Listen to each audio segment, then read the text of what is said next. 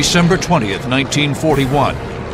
10 Japanese twin-engined Ki-21 Sally bombers fly toward the southern Chinese city of Kunming.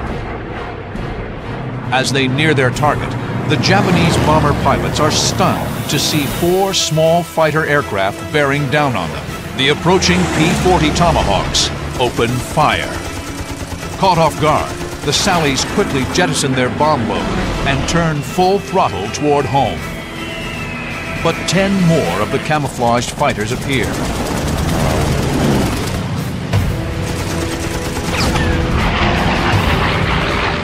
The fighters are unlike any aircraft they've ever encountered. They're fast and expertly flown.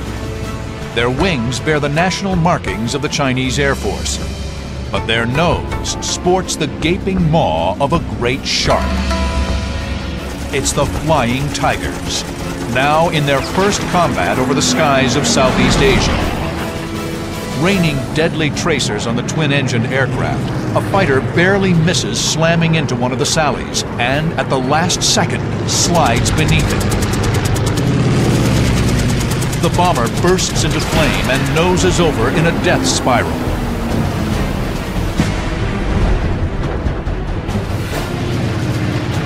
Four of the Japanese aircraft are blown out of the sky. Wounded, the 6 remaining Sallies limp back to their base.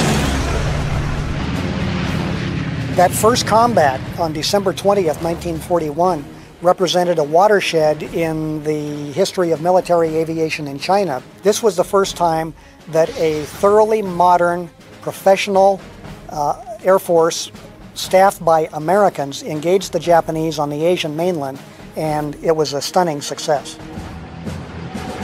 The Japanese didn't know who the mysterious aviators were. But the grateful Chinese did. And when a Chinese newspaper recounted the lopsided victory, they gave these brave pilots a name. The Chinese paper had come up with the expression, "They're fighting like tigers, flying tigers." The pilots were Americans, volunteers serving in the Chinese Air Force. They found themselves fighting for the Chinese thanks to a remarkable aviator named Claire Lee Chennault. An officer in the Army Air Corps in the 1930s, Chennault earned a reputation as an authority on fighter tactics and as a fearless pilot and able leader. By the age of 40, he had commanded a fighter squadron and had toured the country as lead pilot of the Army's first aerobatic team. An adamant and gruff advocate for more and better fighter aircraft, Chennault had stepped on one too many toes at Army headquarters. In 1937, he was asked to resign his officer's commission and retire. The following day, he accepted an offer from the Chinese. In 1937, he was asked to go to China to do an evaluation of the Chinese Air Force. The Japanese had been carrying on their terror bombing campaign, and the little Chinese Air Force was being beaten and was eventually beaten badly.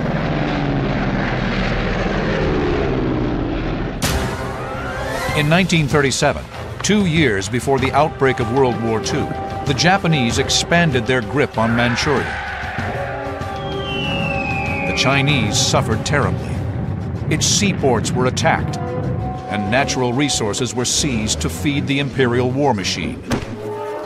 Towns were bombed relentlessly as the Japanese adopted a terror policy called the 3 alls: kill all, loot all, burn all. With obsolete aircraft, the Chinese Air Force was no match for the efficient, modern, and brutal Japanese. Claire Chennault had a solution. The Chinese Air Force had been decimated, and it was important to keep China in the war. And the only way they could keep China in the war, they needed an instant Air Force. And the only way you're going to get an instant Air Force is to recruit professionals like the Army, Navy, and Marine Corps. So Chennault came back to the States to make his case. In early 1941, the United States was not yet at war with Japan. If American airmen were to fight the Japanese, they would have to do it as members of the Chinese Air Force. Working with secret U.S. government approval, Chennault put out the word that the Chinese were looking to hire qualified pilots and mechanics.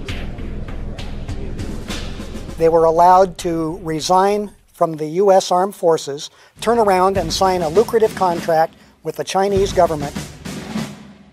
The pay was very good. The lowest pay for a pilot was $600 a month. That's for a wingman. Then you had $650 for a flight leader, $750 for a squadron leader. So that was very attractive. At nearly 3 times the usual salary of a military aviator, word of the generous offer spread quickly. It didn't take long to fill a roster with 99 eager pilots.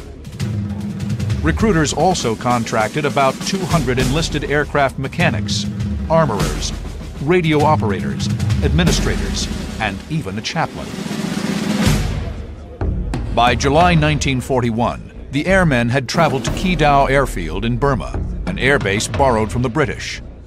It was strategically located 300 miles from Lashio, the last stop of the Burma Road, the main supply route into China.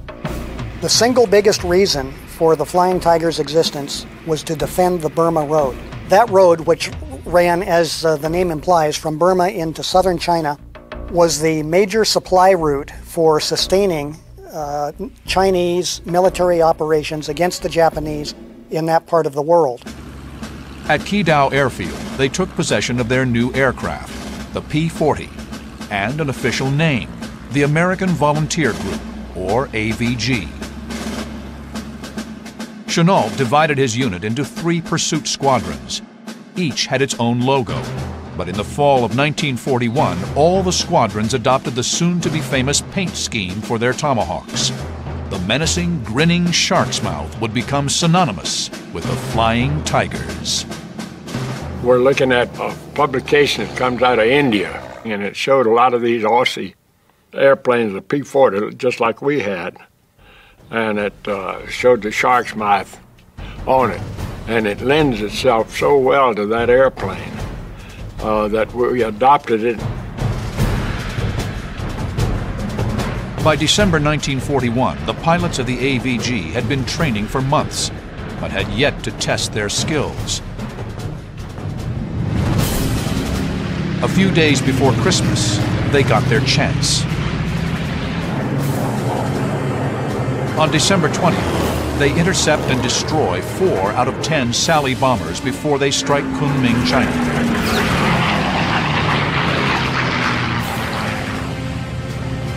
Three days later, they defeat another Japanese attack and rack up 11 kills, with 5 more probables.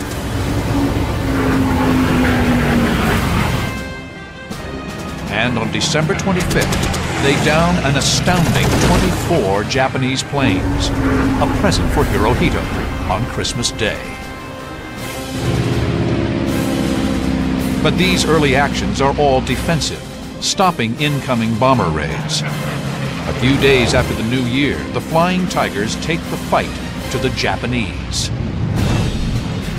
January 3rd, 1942. It's pilot David Tex Hill's first mission for the Flying Tigers. Tex Hill left the Navy to volunteer. He's eager for action.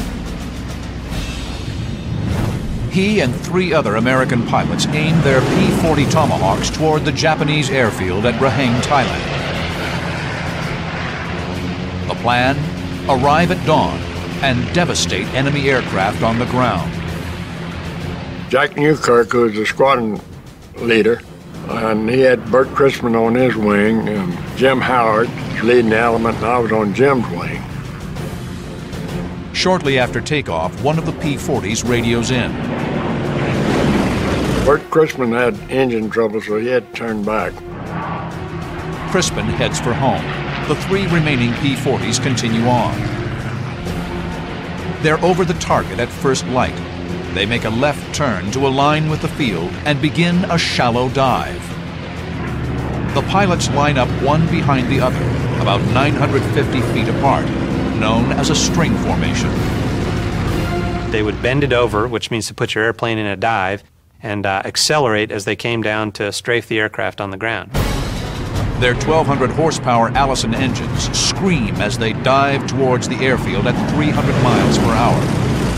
Jim Howard strafes the area, breaking the airfield with machine gun fire.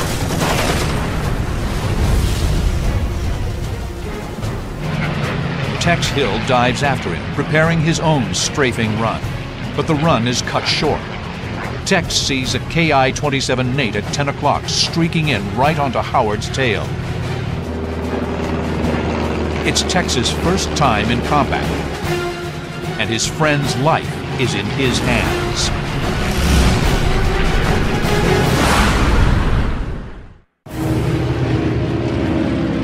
January 3rd, 1942. The Flying Tigers take the fight to the Japanese and attack an airfield at Raheng, Thailand.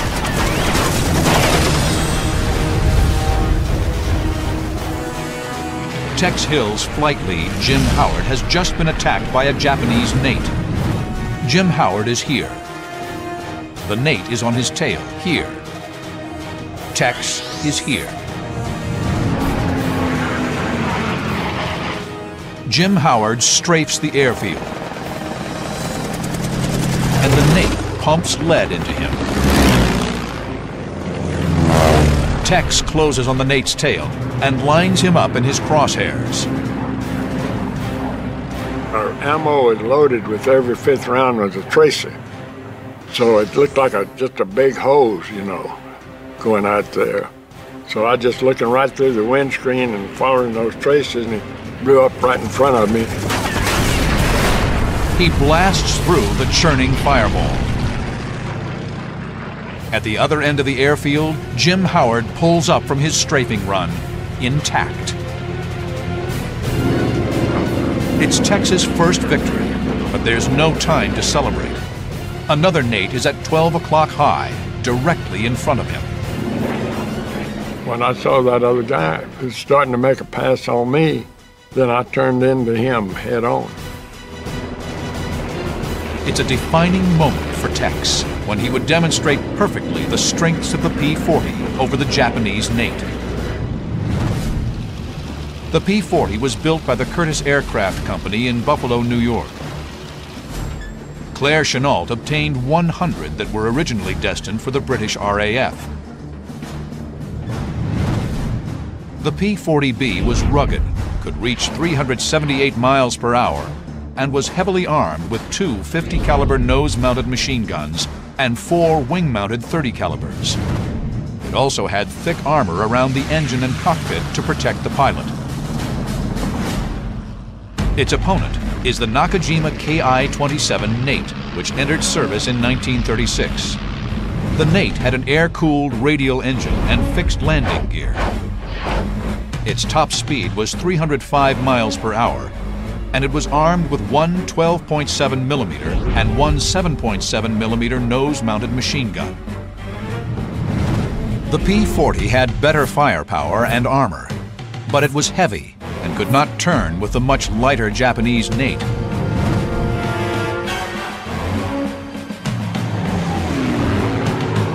These fundamental differences in aircraft design philosophy were at the core of Claire Chennault's approach to dogfighting. And the type of attacks he typically set up was to come in at high altitude, make screaming diving attacks against Japanese formations, take the energy that they built up, zoom climb up to a high altitude again, and come back around. He told his pilots, do not dogfight with the Japanese airplanes. It was certain death. Facing a Japanese Nate head-on, Tex Hill applies these tactics. He knows the way to dogfight with a Nate is not to dogfight at all. Instead, he'll charge him with machine guns blazing. Tex Hill is here. The Nate is here. Tex will pull up into the Nate, aim towards him, and attack him head-on. I'm pulling into him, and of course I had the firepower on the head-on. The fighters close at over 600 miles per hour. The Nate peppers Tex's aircraft, But the P-40's armor plate does its job. Eventually, the lighter armored Nate couldn't take the punishment and ended up spiraling out of control. The Nate spirals into the jungle. The fight's over. I had no idea where Howard and Newkirk were. I just headed right home, get out of that area. Suddenly, Tex feels an intense vibration. His plane is shaking, unlike anything he's ever felt before. The instruments are probably just almost shaking out of the panel itself, and he's probably wondering if he's even going to make it back to base. He finally reaches Mingaladon Airfield, where Howard and Newkirk have also landed safely. He looks at his plane.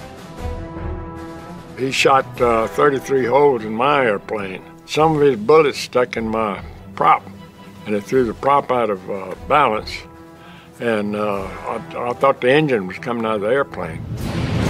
The Flying Tiger's first offensive mission against the Japanese is a success. 4 enemy fighters destroyed in the air, 4 bombers on the ground.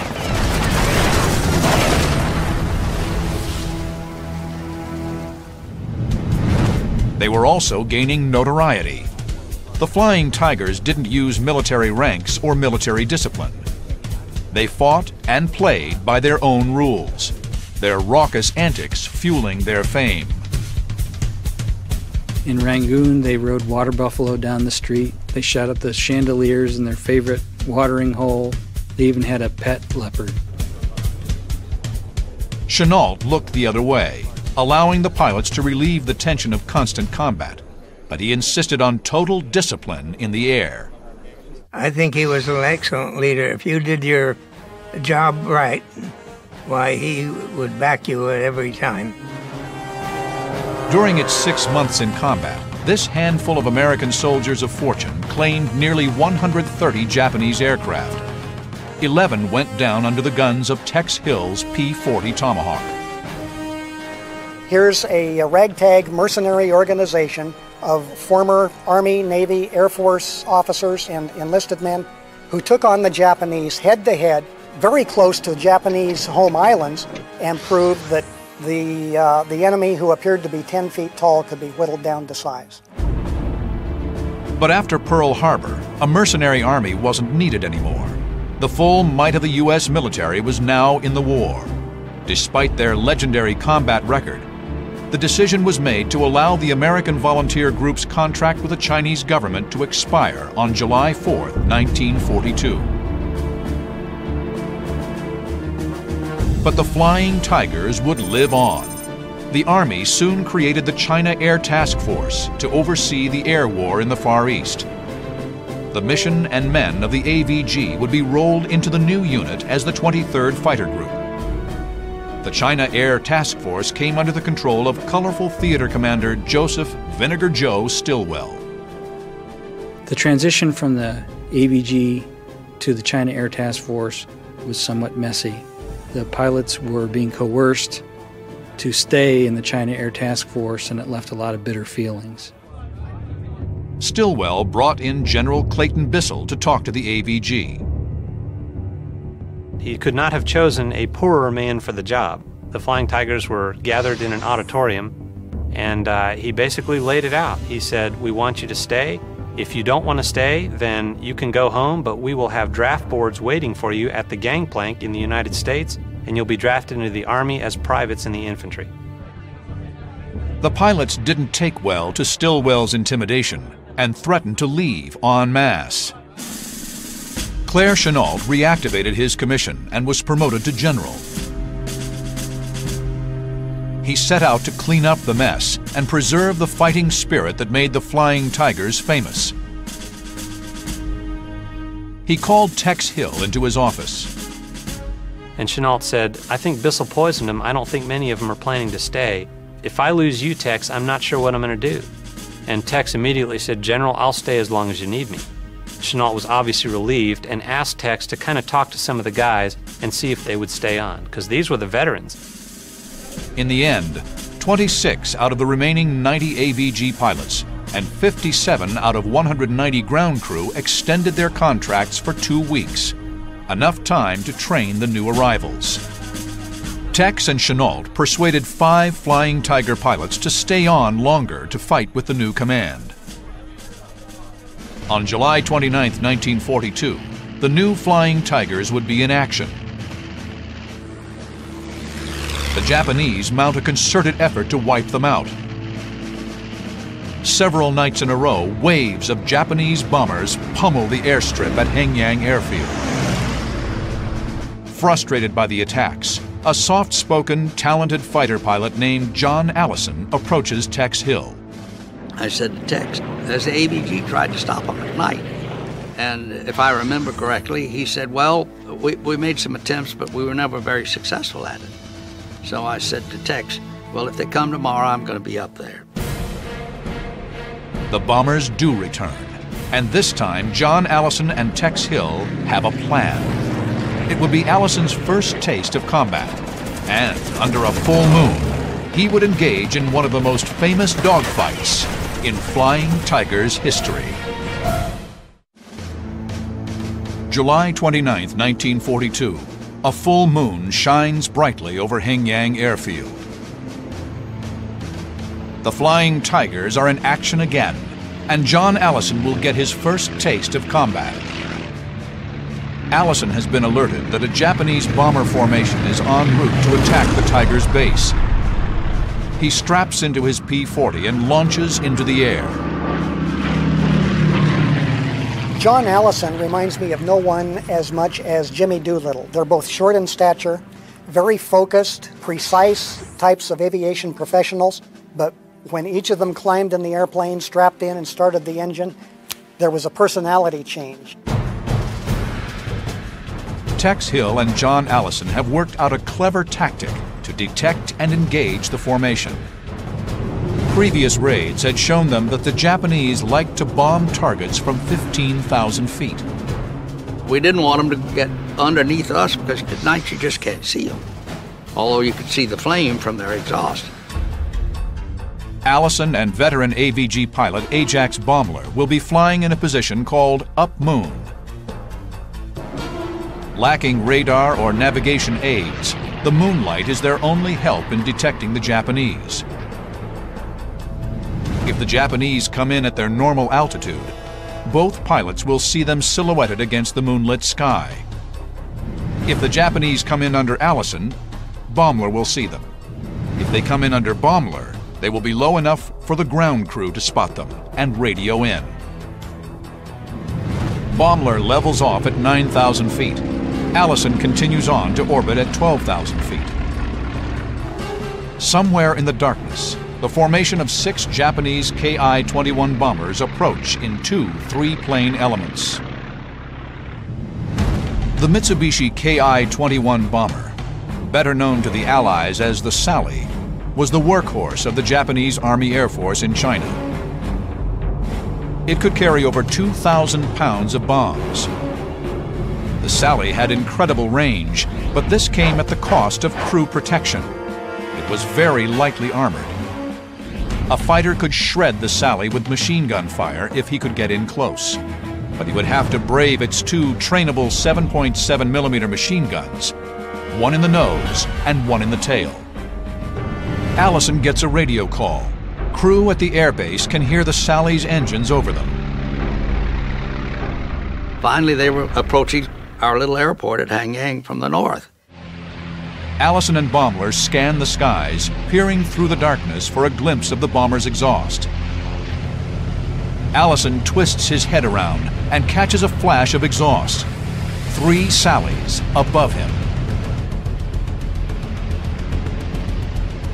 I was 3,000 feet below them. I immediately opened the throttle full power and started to climb, and I said, okay, fellows, watch the fireworks. Allison targets one of the 3 aircraft, but misjudges his closing speed.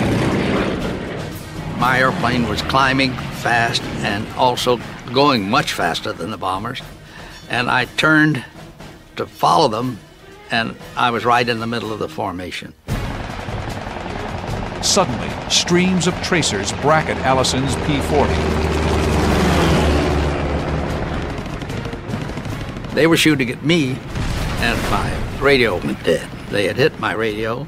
This is before I'd fired a shot. And they'd put one round right through the seat and into my parachute. His engine is peppered as he flies through the stream of bullets. Allison must act quickly. In order to reposition himself behind the bombers, he'll rudder hard left and throttle down. It causes his plane to skid to the side and dramatically cuts his airspeed. The tactic works perfectly. I probably wasn't 200 feet behind them, maybe even closer. And my first rounds are down the fuselage. And I know I must have killed everybody in the airplane. The attack from point-blank range shreds the bomber. The wounded Sally pitches hard up, hemorrhaging oil, which splatters Allison's windshield. Allison has just knocked out one Sally, but there are two left. The formation's right wingman is the closest target, but its rear gunner has Allison in his crosshairs. Allison rolls right and swings in on the bomber's six, braving a hail of tracer fire. The one that had been hitting me on the right, hitting me most, I just gave him a burst and he exploded.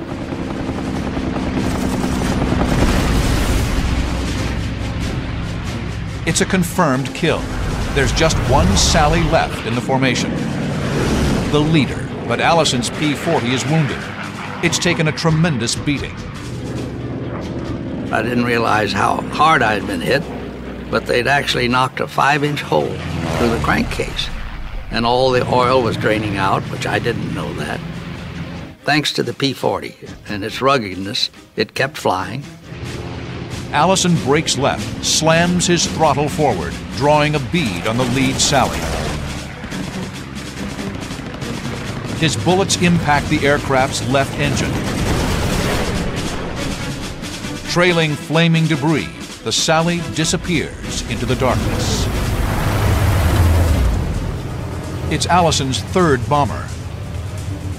But with flames licking his engine cowling, it's time to head back to base and try to make an emergency landing. When the airplane really started to burn, I kind of panicked, and I was going so fast I couldn't get into the airport. But fortunately, the river was right out ahead of me, and I said, oh, well, I can make the river. Allison puts his crippled P-40 into the Xiangqiang River.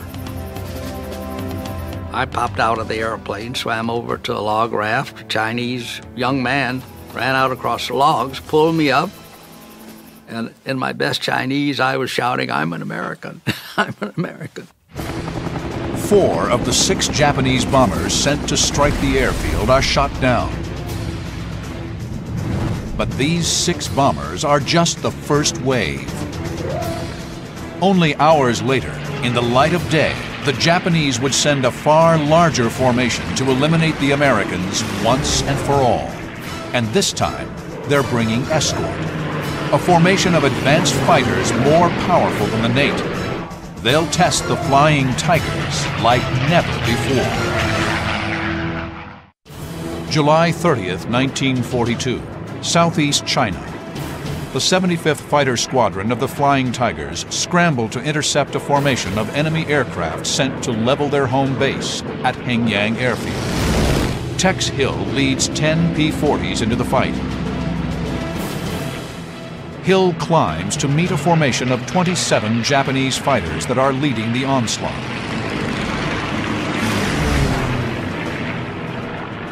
And then here comes this big fighter sweep. Tex Hill is here. The formation of enemy fighters are here. Tex must climb to engage them. In true Flying Tigers style, he'll attack them head on.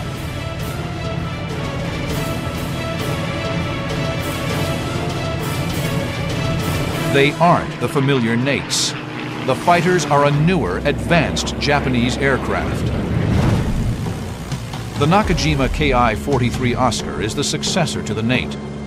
entered service in the Pacific in 1941. Like all Japanese fighters, it traded armor for performance. Powered by a 1,150 horsepower engine and armed with two 12.7 millimeter machine guns, it could fly faster and higher than the Nate. And they were flown by skilled Japanese Army pilots. All through the 1930s, the Japanese developed their military air arm. Both naval and Army aviators were highly skilled warriors of the Emperor.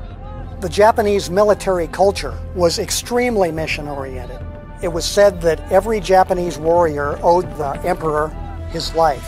And if the mission called for sacrificing his life in advancing the cause of the Emperor, who many Japanese literally considered a living god, that was not only required, it was also deemed a significant honor.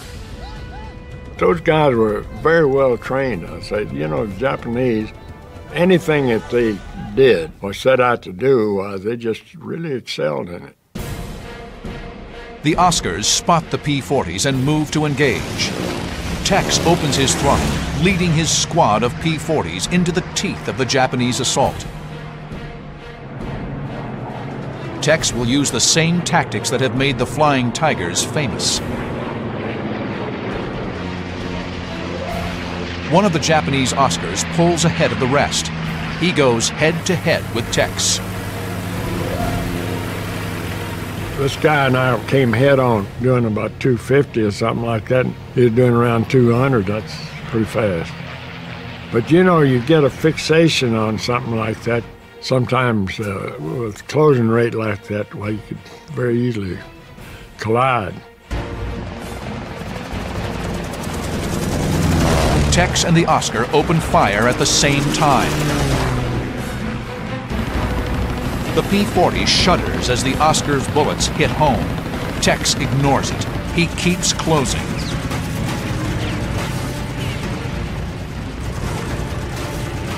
His 6 machine guns have a heavier weight of fire than the Oscar's two 12.7 millimeter guns.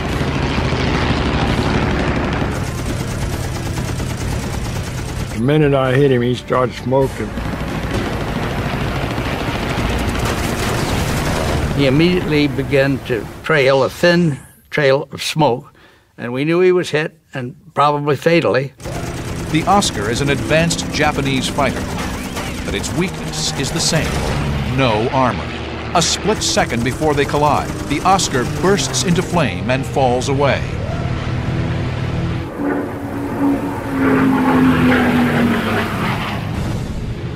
Tex Hill's P-40s went on to down 15 enemy fighters in the raid.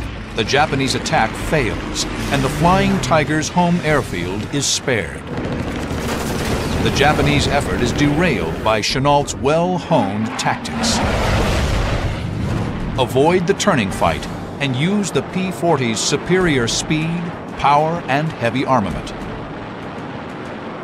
The tactics that worked against the Nate were equally effective against the Oscar. The China Air Task Force goes on the offensive. Japanese military and industrial sites are targeted throughout Southeast Asia. August 12, 1942. B-24 heavy bombers, supported by Flying Tiger P-40s, attacked the key shipping center at Haiphong, destroying ships, airfields, and vital supply dumps.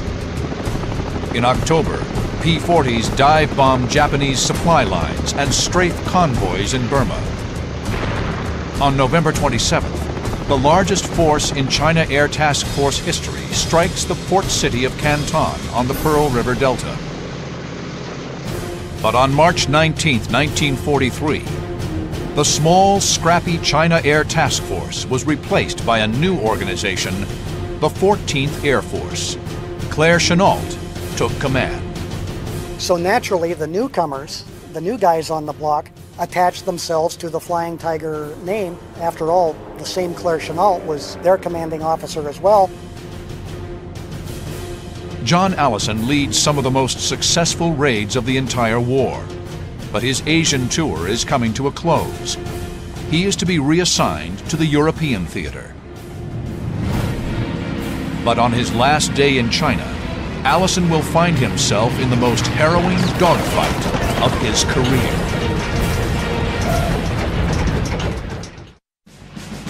May 31st, 1943, John Allison's last mission as a flying tiger in China. He's flying with a squadron of Chinese pilots. One Chinese squadron had just gotten brand new P-40s, and General Shaw asked me if I would go up and fly with them, and I said I'd be delighted to do that. Since before the Tiger's arrival in China, Americans had been training and advising nationalist Chinese pilots. I had 7 Chinese pilots, and I should have had 2 American wingmen, but one of them couldn't get his airplane started. Allison and his Chinese wingman escort B-24s in a mission to attack a Japanese base at Ichang. The bombers, proud to be a part of the Flying Tiger's legacy, have painted each B-24 nose with the famous shark's teeth. There's heavy cloud cover as the P-40 fighters and B-24 bombers reach the target at Ichang. Allison spots a break in the clouds. He'll go down to reconnoiter. He radios the rest of the formation to stay above the clouds. I said, let me go by myself. So I started, and I turned around, and I looked back, and I've got myself and my wingman, and then behind us are these 9 B-24s. And while we were having this conversation, all of a sudden, it's just as if someone had taken a handful of pepper and thrown it up through these black spots were busting through the ceiling. 20 Japanese Oscars have suddenly appeared. They're heading directly for the B-24s. Allison is here. The enemy Oscars climb towards the B-24s here. Allison must find some way to engage and divert the fighters from the bomber formation. He must act quickly. The lighter and more agile Japanese fighters are closing fast on the B-24s. Allison jams the stick back and rudders right in a climbing turn. And I found myself climbing with all these Japanese fighters. He pulls up on an easy target, an Oscar right in front of him.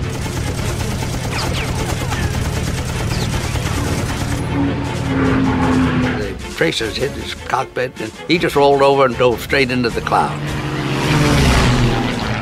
1 Oscar's down, but 19 are still pressing the attack. He maneuvers through the enemy formation, then lines up another Oscar in his sights. I hit him, and he did catch fire. So I knew I got that one.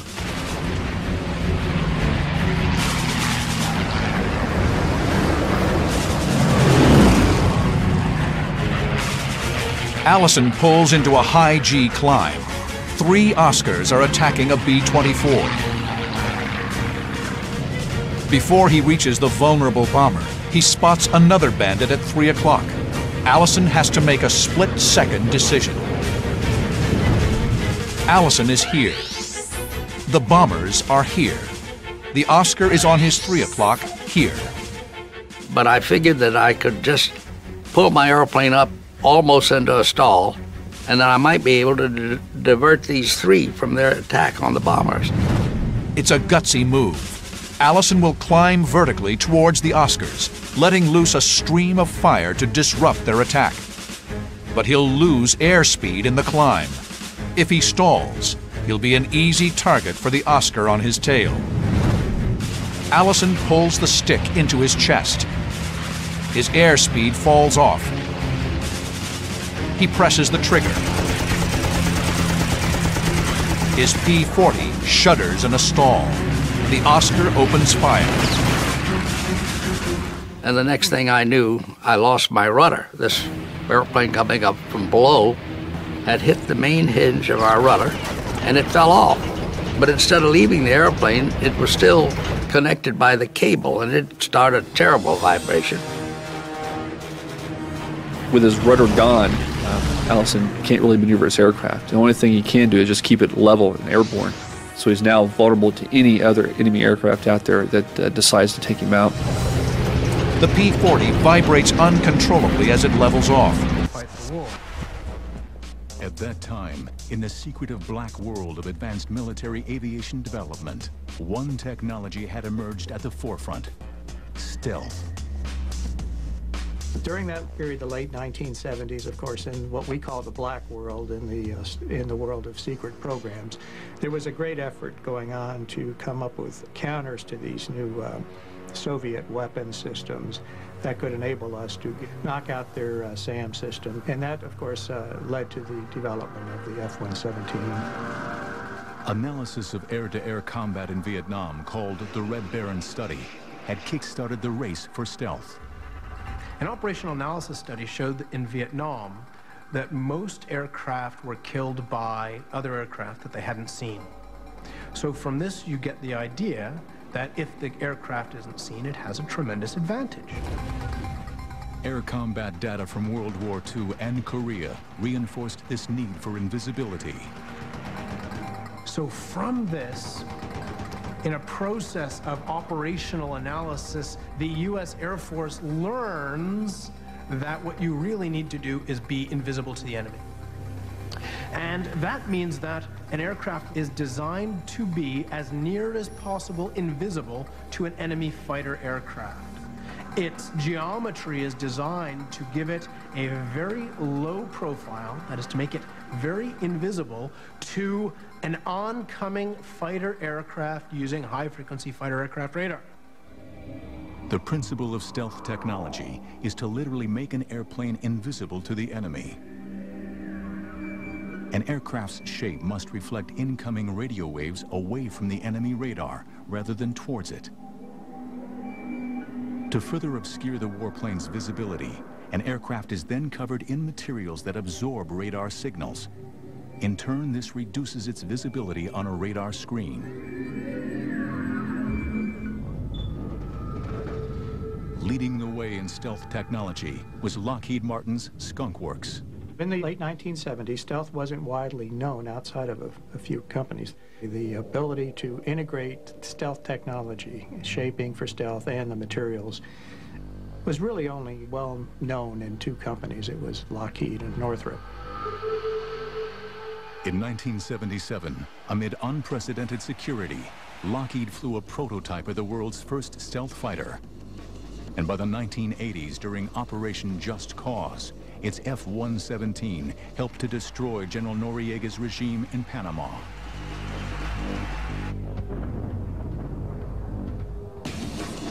Now, the U.S. Air Force decided that any new fighter must incorporate stealth technology and identify two other areas in which a future air superiority fighter should excel.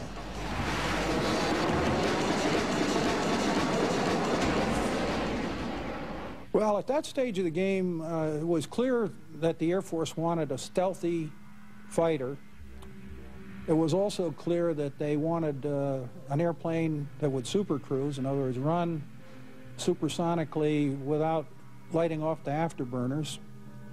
And they didn't want to sacrifice any of the classic fighter maneuverability. So they wanted a fighter that, besides all the new technology, would maneuver as well or better than the F-15. In October 1982, representatives from aircraft manufacturers met with the U.S. Air Force and began to identify the specific must-haves for the new fighter. It must be a supersonic cruise aircraft with a combat radius of 700 to 900 miles, with reduced observables if possible. The aircraft would have to be able to operate on a 2,000-foot runway and must be easier to maintain than an F-15. The challenge was issued. Now it was up to the finest aviation manufacturers in the world to respond. The Advanced Tactical Fighter program was about to begin, and the Raptor, America's fifth-generation fighter, was about to be hatched.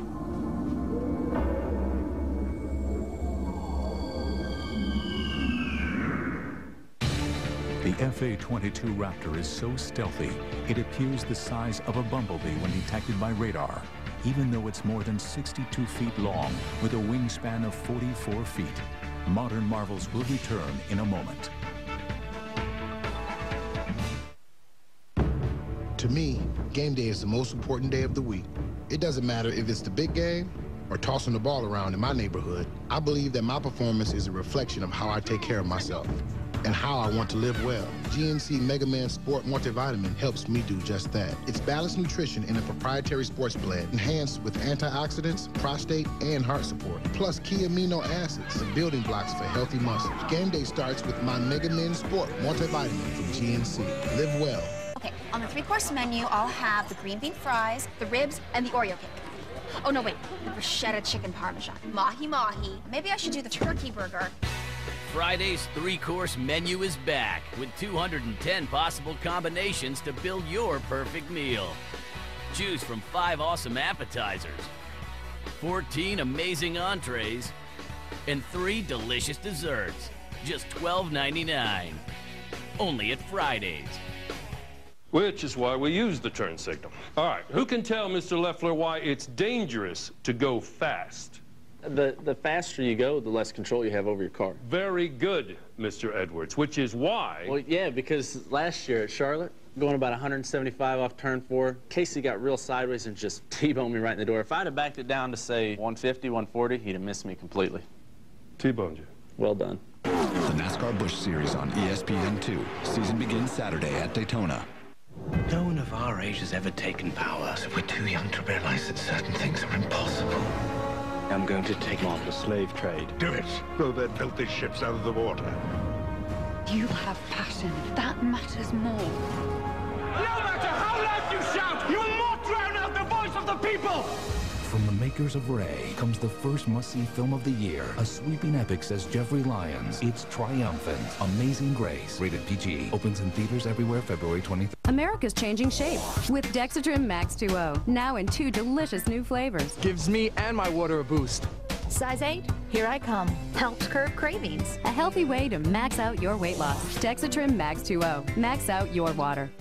Sunday, the rules will be broken. Iconic predators will fight for their lives, threatened by outsiders, their environment, and arch enemies, because even the invincible are vulnerable. On Planet Carnivore, Sunday starting at 8 on Channel 276, the National Geographic Channel. Dare to explore. Cold sores are gonna clear up.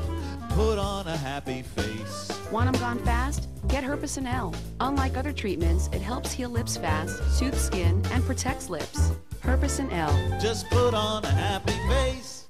Forensic science meets history to turn myth back into man. We want people to discover the real George Washington. We are using laser technology. A groundbreaking 2-year investigation ends the search for George Washington on Save Our History. Saturday night at 10 on the History Channel. Brought to you by Lowe's. Let's build something together.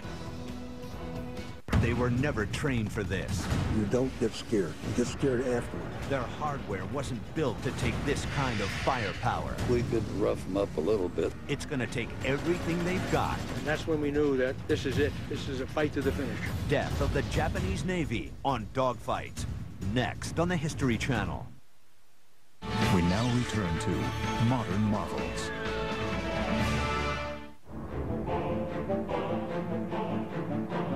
By 1983, U.S.-Soviet relations had reached a new low. Following Leonid Brezhnev's death, the Politburo, now controlled by ex-KGB boss Yuri Andropov, was labeled by Reagan as the focus of evil in the modern world. Continuing his policy of rearmament, Reagan announced plans for the Strategic Defense Initiative, better known as Star Wars. Moscow reacted furiously. Попытки Вашингтона оправдать эти наращивания, которые американцы якобы должны наверстывать, это и мыслители. That August, when Korean Airlines Flight 007, on its way to Seoul from New York, strayed several hundred miles off course into Soviet airspace, Russia acted. A fighter was sent up, and the civilian airliner with 269 people on board was shot down.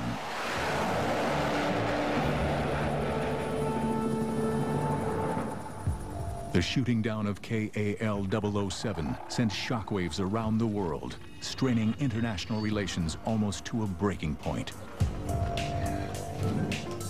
What can we think of a regime that so broadly trumpets its vision of peace and global disarmament, and yet so callously and quickly commits a terrorist act to sacrifice the lives of innocent human beings?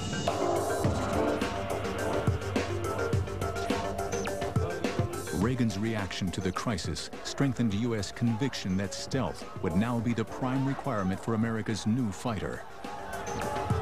Some senior people in the Pentagon looked at the stealth requirements and decided they were inadequate, and they radically changed them. So stealth became a really major, dominant requirement in the program. In this politically charged climate, the U.S. Air Force created its Advanced Tactical Fighter, or ATF, System Program Office.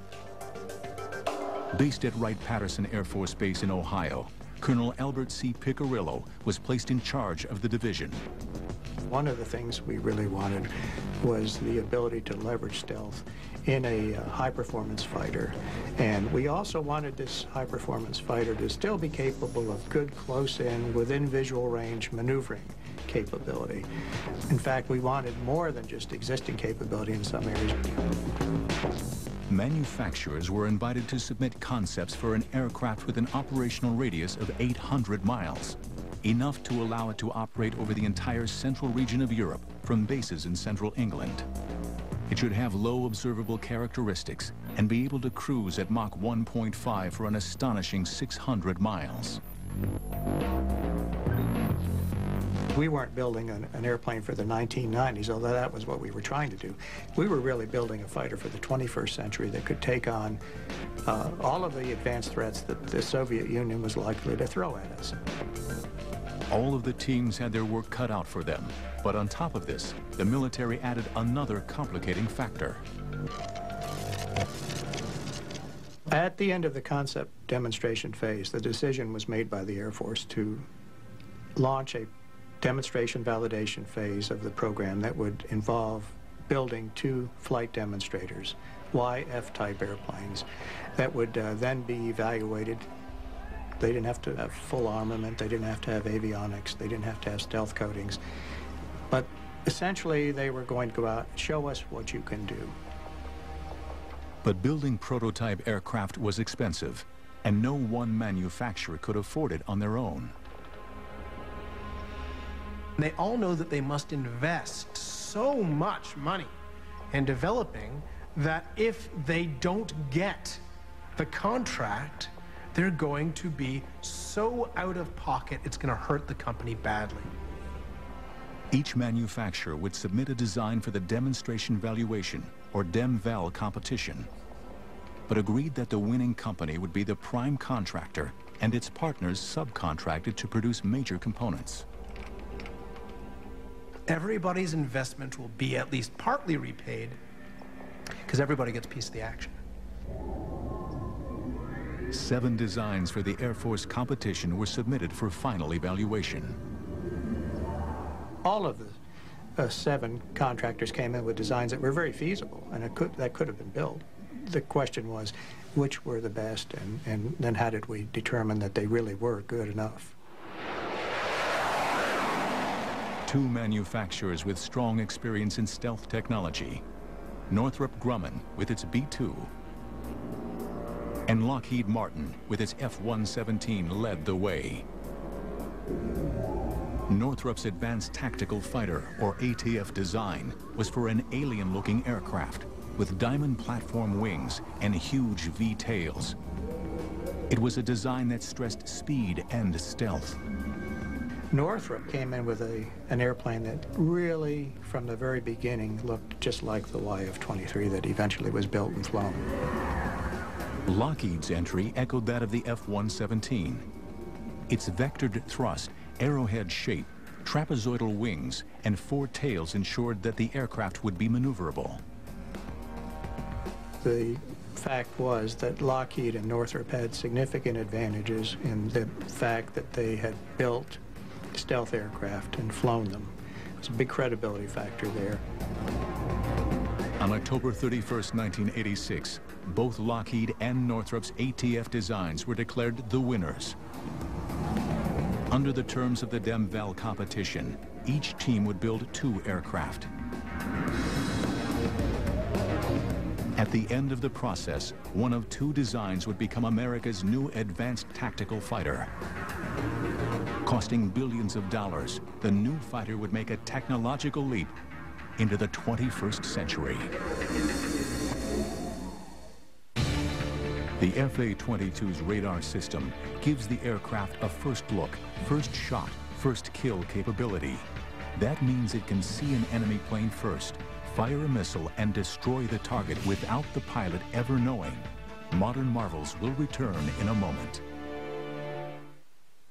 They were never trained for this. You don't get scared. The Soviet Union, the shapes of the 2 rival designs were finally unveiled. And now, ladies and gentlemen, I proudly present to you the YF-22A, prototype for U.S. air superiority in the 21st century.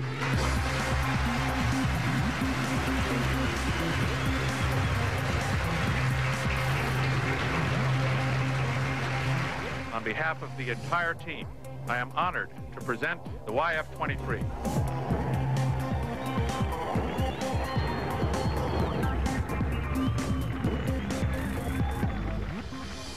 Northrop's version, called the YF-23, closely resembled its original design. Well, it was a most unusual looking aircraft, very futuristic. It had twin V-tails as opposed to what we call a cruciform, twin verticals and twin horizontals. It had a large trapezoidal wing, and it had a very slender shape when looked at from the edge-on view. In contrast, Lockheed's design, called the YF-22, seemed surprisingly conventional, with 4 tail surfaces, vectored thrust, a broad, solid body, and a conventional wing. But unlike Lockheed's other stealth aircraft, the F-117, radar-absorbent materials were not applied over the whole of the FA-22, but used selectively on its edges, cavities, and other crucial surface areas. You walk around the airplane, everywhere you look, what you see is something that's designed to do the job in the most efficient and effective way, and no wasted space, no wasted capability. It's truly an airplane that's intended and has been optimized for its job. The F-22 carries its weapons internally. 4 weapons bays are hidden in the central mid-body section. 6 missiles can be carried in the ventral bays, which are covered with bifold doors. The side bays will each hold 1 Sidewinder missile carried on a trapeze launcher. The mid-body section also houses the fighter's landing gear and complex inlet ducts. Right from day one on the F-22, we decided to put S-shaped inlet ducts on it. So the airplane is built with S-shaped inlet ducts so that there's no way a radar is ever seeing the forward face of the jet engine. Attached to the mid-body is the forebody, which accommodates the cockpit and advanced avionics. Both the YF-23 and the YF-22 are impressive-looking machines, but their performance still needs to be tested. The most crucial stage of the competition is still to come, the flight testing.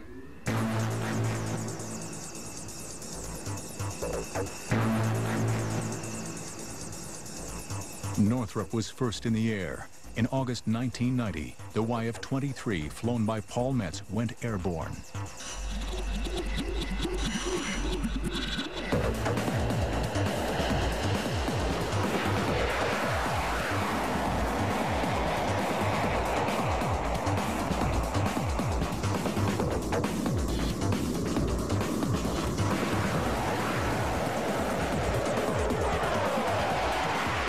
The test was a huge success. But Lockheed was quick to respond. And on September the 29th, at Edwards Air Force Base in California, Chief Test Pilot Dave Ferguson prepared the Raptor for its maiden flight.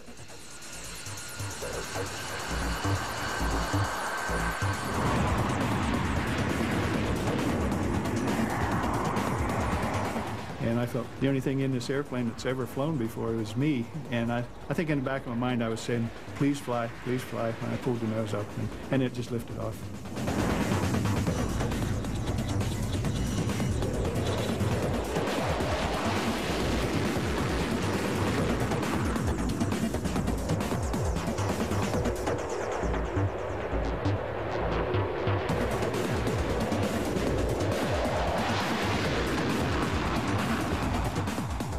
I was fully aware we had a wonderful flying airplane, and the handling qualities in the takeoff and landing, or power approach as we call it, were just absolutely superb.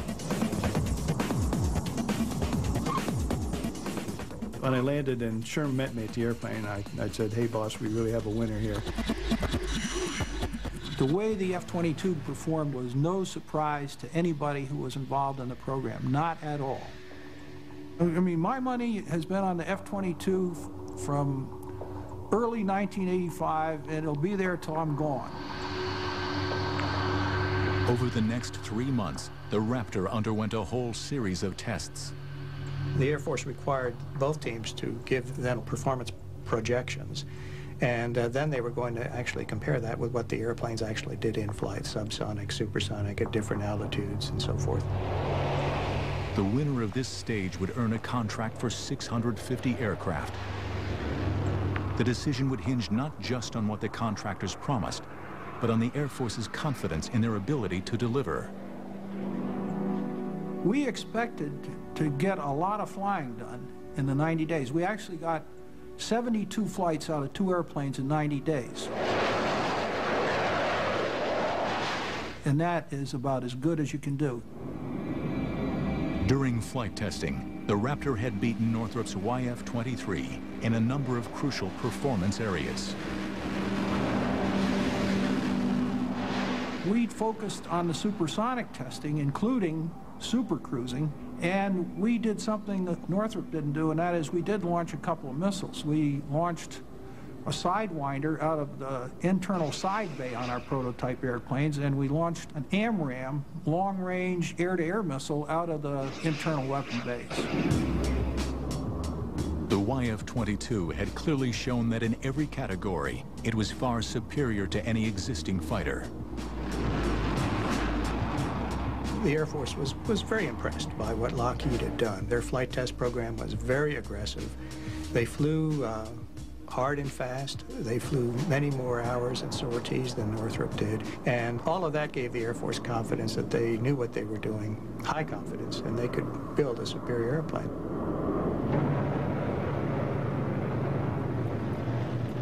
But it would be events in 1991 that would carve out the Raptor's future.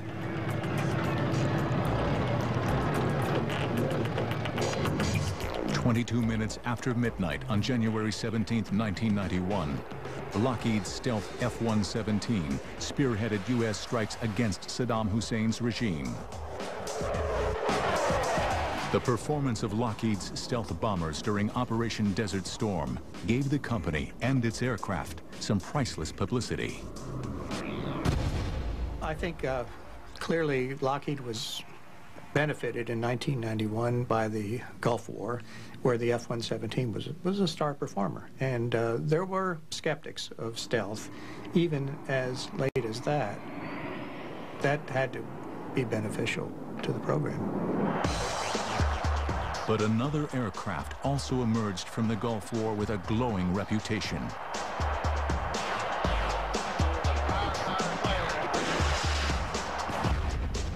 The F-15, the aircraft destined to be replaced by the ATF, emphatically confirmed its status as the foremost air superiority fighter in the world.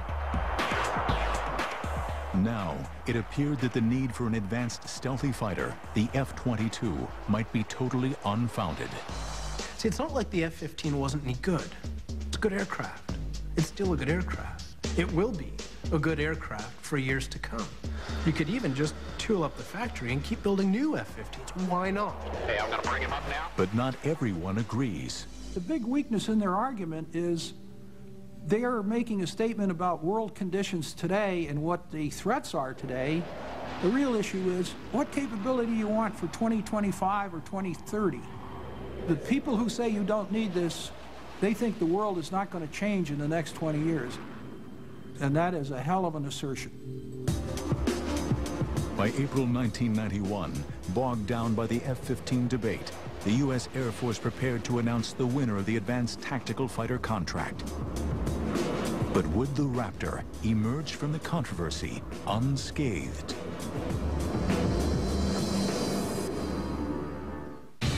The F-A-22 is the first fighter aircraft with the ability to supercruise.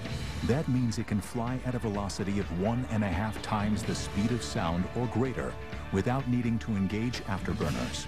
Modern marvels will return in a moment.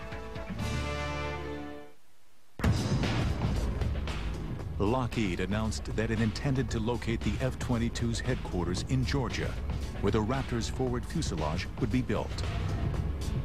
General Dynamics would build the F-22's mid-body section in Fort Worth, Texas, and Boeing would manufacture the wings and tail in Seattle, Washington.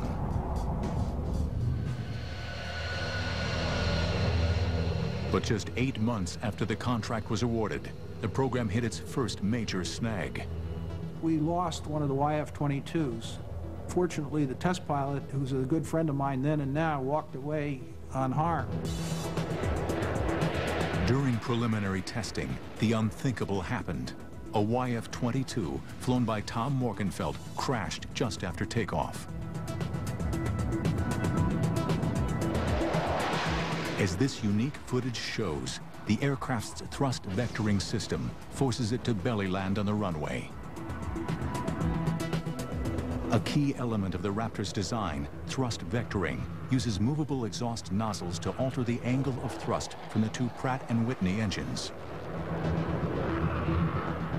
As the Raptor makes its low-level flyby, Tom Morgenfeld keeps the stick forward to keep the nose down. But as the landing gear is retracted, the thrust vectoring engages and pushes the aircraft towards the tarmac. As the pilot struggles to correct this change in direction, the Raptor seesaws. The fundamental error there had nothing to do with the airplane.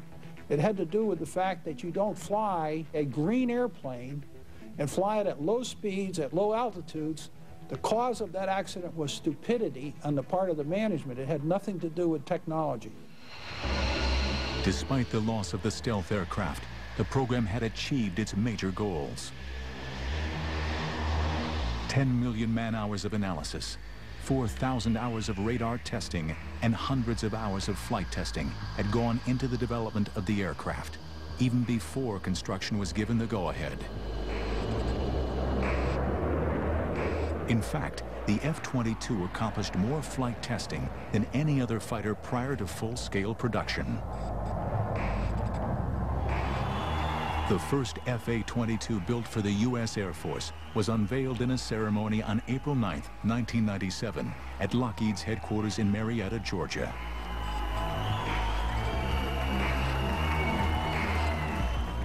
Now Air Force pilots would get the opportunity to check out the new aircraft for themselves. I would call the Raptor the Miss America of all aircraft. It's got the talent, it's got the bikini contest won, it's beautiful, it's got all the capabilities. It really wins the show in every aspect. The airplane is eye-watering. It does everything the pilot asks of it, and it is very good at what it does. First flown by the Air Force in 1997, pilots at Edwards Air Force Base have exceeded 2,000 flight test hours in more than 900 missions.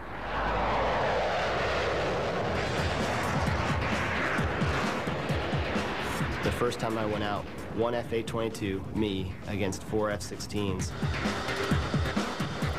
And they told me what they were going to do. They were going to do everything possible to defeat my systems. And I watched exactly what they did the entire time and shot them off.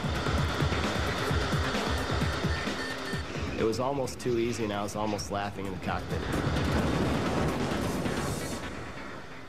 A key breakthrough in the Raptor's design, its advanced cockpit and integrated avionics systems.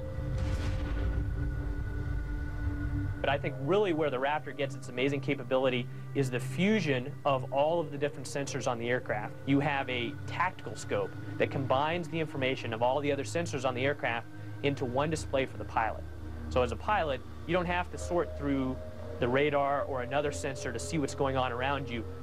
Information is power, and the way this airplane displays information to you, it gives you knowledge of the battle space. It's all about seeing what's out there in front of you and being able to make decisions about what to engage, when to engage, and how to engage it. I'd say integrated avionics does two things for me. Number one, it makes me a lot safer. It gives me less chance to crash my jet. It also makes every pilot who flies this aircraft more deadly. Instead of having to do 6 or 8 steps to achieve a kill, you really only have to do one. The Raptor carries a formidable array of ordnance. All of the Raptor's weapons are housed inside the aircraft. 2 bays at the bottom of the plane use a pneumatic-style hydraulic launcher that literally punch the missiles or JDAMs out of the aircraft with a force of 40 Gs. And 2 side bays house air-to-air missiles. Here, a trapeze launcher moves the missile outside the airframe very rapidly, a fraction of a second before the missile is fired. And to complement the Raptor's armament of 8 missiles, the fighter also has a gun. At one point in the evolution of the Advanced Tactical Fighter program, the U.S. Air Force had raised the question of eliminating the gun to save weight. I think that the designers of the F-A-22 realized mistakes of the past, like the F-4 initially being designed without a gun, and realized that you should never say never about a threat that you're going to face or a situation you're going to find yourself in. And so the Raptor has designed itself a gun. Will anybody get close enough for us to use the gun? Well, hopefully not, probably not. By the late 90s, pilots in the Raptor program were convinced that their aircraft was made of the right stuff and would easily be able to outperform and destroy any other fighter in existence. It is the sum of the parts that makes the F-A-22 so capable. Probably most important in my eyes is the stealth. Having an aircraft that nobody can see is just a tremendous, tremendous advantage. The speed, the maneuverability, the precision, all those factors are incredible also. So when you put everything together, the Raptor is just incredible. But this belief was exclusively based on controlled flight and missile firing exercises. What the Raptor's pilots really needed was combat experience, and they were about to get it. America's untested 5th-generation stealth fighter was about to go head-to-head with a combat-seasoned air superiority fighter, the F-15 Eagle. The Pentagon recently estimated that the total development and production cost of its current plan for 279 Raptors would come to nearly $72 billion. Modern Marvels will return in a moment. Final 2, Modern Marvels. Before the F-A-22 Raptor enters operational service with the U.S. Air Force in the fall of 2005, it will have completed thousands of hours of vigorous combat testing. But since Desert Storm, critics of the F-22 program claim that the F-15 Eagle, destined to be replaced by the Raptor, already has the attributes necessary to remain the world's preeminent air superiority fighter well into the new millennium.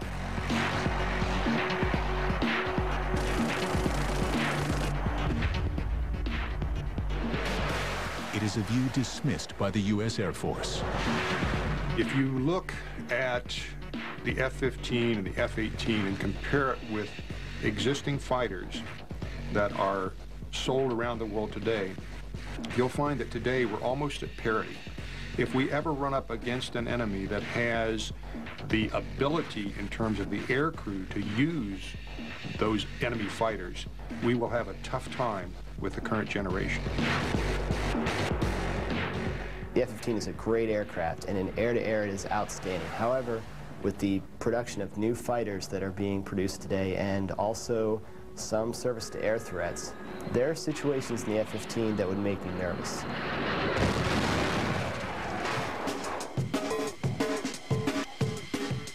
In March 2003, supporters of the F-15 got the opportunity to see whether or not the Eagle was still the best fighter in the sky.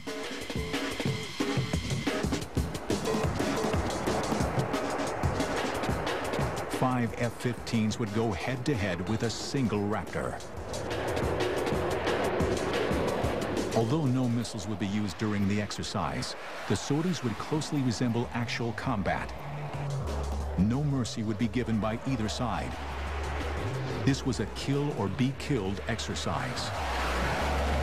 There was 5 adversaries and me, and my biggest concern was running out of weapons too soon. All 5 F-15s were flown by experienced F-22 pilots. One by one, the Raptor brought them down. I could never see them. I never knew that they were there, and I died. You got someone locked? Roll up. I could hear him on the radio calling his simulated missile shots, Fox 2, and knowing that this was getting really unnerving, because I could also tell his range was closing rapidly on me. There, 17,000, splash, splash. I don't think anybody ever saw me the entire time that while we were out in the airspace. Bandit, Fox. Could not find him, no matter what I did, and the next time was when he flew directly over the top of my airplane. I saw him visually. Well, in 3, 2, 1, snap. I know firsthand from flying the Raptor against other aircraft and flying other aircraft against the Raptor that it's like clubbing baby seals. It's so easy. The first indication you have that an F-A-22 is out in your area of responsibility is when you are in your parachute heading down towards Earth and your jet is falling a little bit faster than you are. In combat testing with F-15s, the F-A-22 Raptor had emphatically proven its doubters wrong. There have been times when the Raptor has gone up 2 versus 8 against F-15s, and it ends up being boring for the adversaries because no matter what they do, they die. Having flown the F-15 and now having flown the Raptor and seen combat, I would not want to be on the receiving end of what the F-A-22 is capable of. We will take on anything, any combination of the latest aircraft that we can throw at ourselves, and we usually win.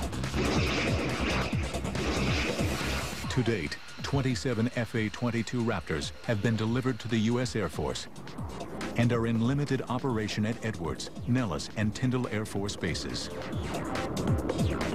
Many more will follow. The Air Force has agreed to a final production run of almost 300 aircraft. I think 300 F-A-22s will tip the scales of any conflict in our favor. I think that any country who sees 300 F-A-22s flying towards it has got to get a little nervous. Lockheed expects a full production rate of 60 aircraft a year. And with components and parts coming from 46 states, the F-A-22 is truly a national effort.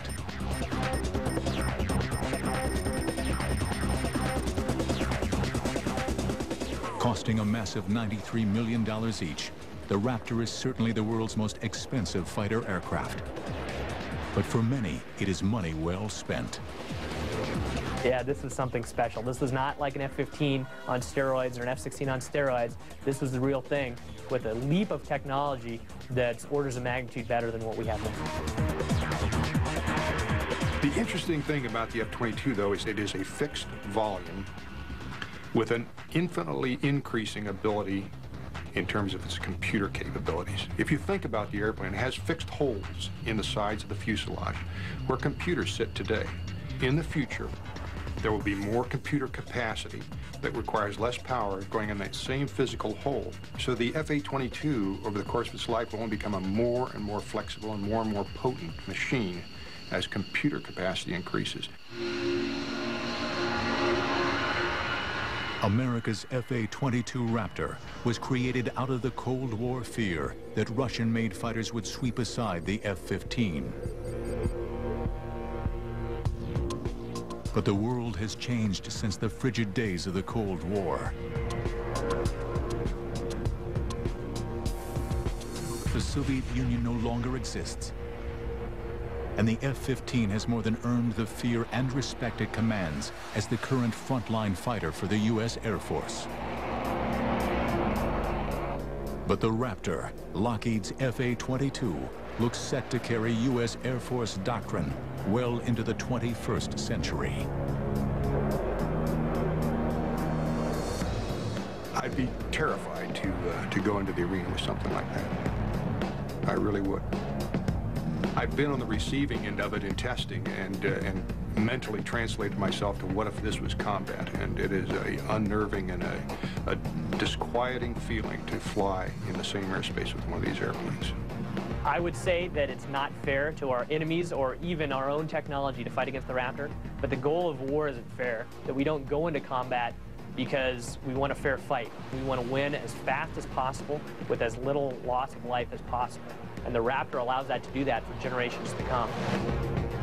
In today's changing world, there are few certainties. But the rule of the Raptor, America's air dominance fighter over the skies, is one of them.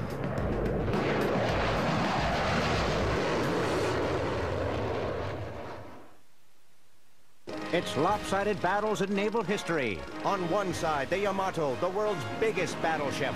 On the other side, America's Taffy 3.